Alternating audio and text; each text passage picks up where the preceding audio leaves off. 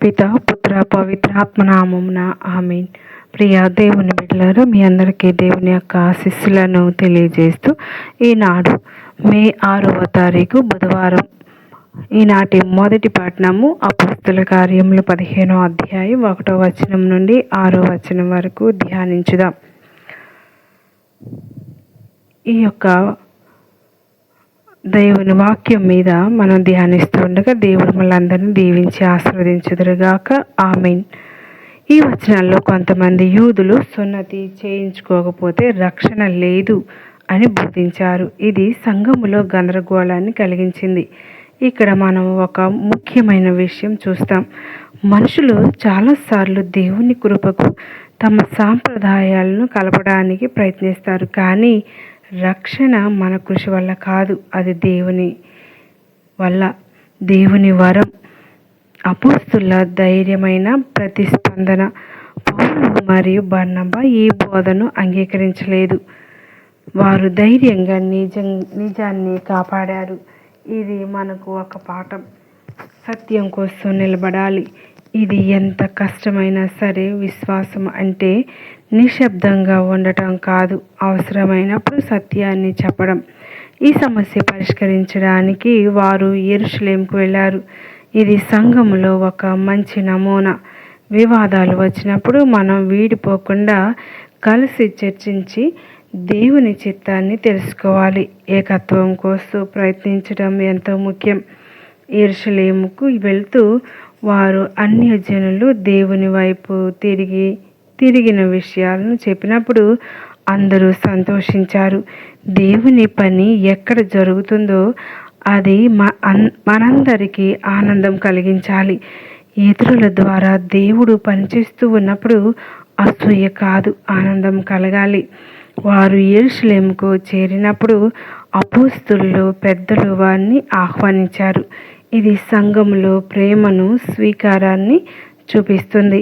సంఘం అనేది తీర్పు చేసే స్థలం కాదు, అది అంగీకరించే కుటుంబం. కొంతమంది పరిసయ్యులు మళ్ళీ సున్నతి అవసరమని చెప్పారు. ఇది సంఘంలో విభేదాలు సహజమని సూచిస్తుంది.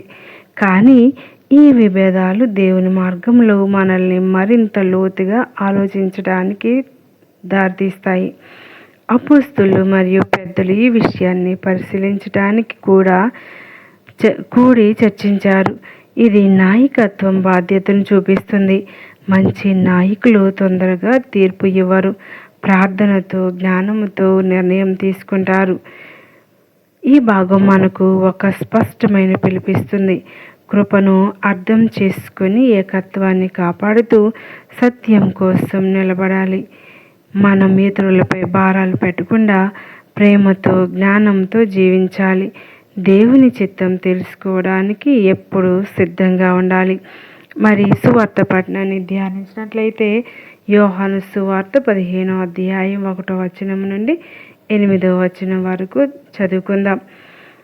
నిజమైన ద్రాక్షవల్లి యేసుతో జీవ సంబంధం.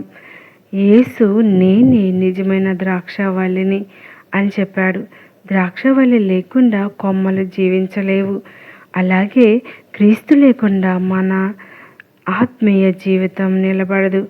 ఇది కేవలం మతపరమైన సంబంధం కాదు, ఇది జీవ సంబంధం. ప్రతిరోజు ఆయనతో కలిసిన జీవితం. దేవుడు రైతు వలె మనలను చూసుకుంటాడు. ఫలం ఇవ్వని కొమ్మలను తొలగిస్తాడు, ఫలమిచ్చే వాటిని శుద్ధి చేస్తాడు. ఈ శుద్ధి ప్రక్రియ కొన్నిసార్లు బాధాకరంగా అనిపించవచ్చు, కానీ అది మన అభివృద్ధి కోసం. దేవుడు మనలో ఉత్తమాన్ని తీసుకురావాలనుకుంటూ ఉన్నాడు. యేసు తన శిష్యులకు, మీరు నా మాట వలన శుద్ధులై ఉన్నారు అని చెప్పాడు. దేవుని వాక్యం మన హృదయాన్ని శుభ్రపరుస్తుంది. ప్రతిరోజు వాక్యాన్ని ధ్యానించడం మన ఆలోచనలను మార్చి పవిత్రమైన జీవనానికి దారితీస్తుంది. నాలో నిలిచియుండుడి అనే పిలుపు చాలా ముఖ్యమైనది. ఇది మన ఆత్మీయ జీవితానికి కేంద్రం. ప్రార్థన, విశ్వాసం, విధేయత ద్వారా ఆయనలో నిలిచినప్పుడు మనం స్థిరంగా ఉంటాం.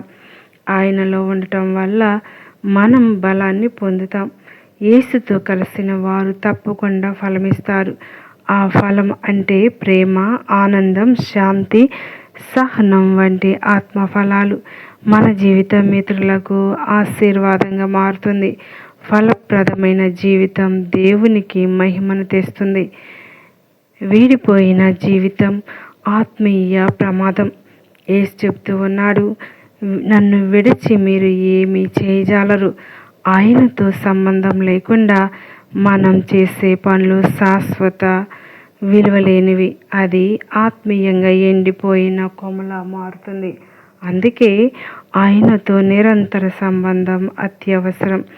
యేసులో నిలిచి ఆయన మాటలు మనలో ఉంటే మనం అడిగినది జరుగుతుందని చెప్పాడు. ఇది ఒక గొప్ప వాగ్దానం. దేవుని చిత్తంలో ఉండే ప్రార్థనలు శక్తివంతంగా ఫలిస్తాయి. ప్రార్థన మన జీవితాన్ని మారుస్తుంది. మనం ఎక్కువ ఫలములు ఇచ్చినప్పుడు తండ్రికి మహిమ కలుగుతుంది. ఇదే నిజమైన శిష్యత్వం. మన జీవితం దేవుని మహిమ కోసం ఉండాలి. యేసుతో ఉన్న సంబంధం ద్వారా మనం ప్రపంచంలో వెలుగులా ప్రకాశించాలి. కళ్ళు మూసుకొని ప్రార్థన చేద్దాం. దయగలిగిన తండ్రి, కృప కలిగిన మా దేవ, ప్రియమైన పరలోక తండ్రి, నీవే మా జీవానికి మూలం. నీవే నిజమైన ద్రాక్షావల్లివి. మేము కొమ్మలమై నీలో జీవించాలనుకుంటూ ఉన్నాం. ప్రభువా, మా ప్రియ యేసయ్య, నీలో నిలిచి ఉండే కృప మాకు ఇవ్వండి. నిన్ను విడిచి ఏమీ చేయలేమని మాకు ఎల్లప్పుడూ గుర్తు చేయండి. పరిశుద్ధాత్మ మా హృదయాలను శుద్ధి చేయండి. మా ఆలోచనలు, మాటలు, కార్యాలు నీ చిత్తానికి అనుగుణంగా ఉండేలా మార్చండి. తండ్రి దేవ, మా జీవితాల్లో ఫలములను కలుగచేయండి. ప్రేమ, ఆనందం, శాంతి, సహనం మా ద్వారా ఇతరులు నీ ప్రేమను అనుభవించాలి. ప్రభువా, మా ప్రార్థనలకు సమాధానమిచ్చి నీ ప్రేమను చూపించండి. మా జీవితం నీకు ఇష్టమైనదిగా ఉండేలా నడిపించండి. ఈ రోజు నుండి మేము నీలో నిలిచి నీ కోసం జీవించాలనుకుంటూ ఉన్నాం. మా జీవితం అంతా నీ మహిమకే అంకితం చేస్తూ ఉన్నాం. ఈ ప్రార్థన మన నాథుడైన యేసుక్రీస్తు నామంలో అడిగి వేడుకొంచున్నాం తండ్రి. ఆమెన్. పితా, పుత్ర, పవిత్రాత్మ నామమున ఆమెన్.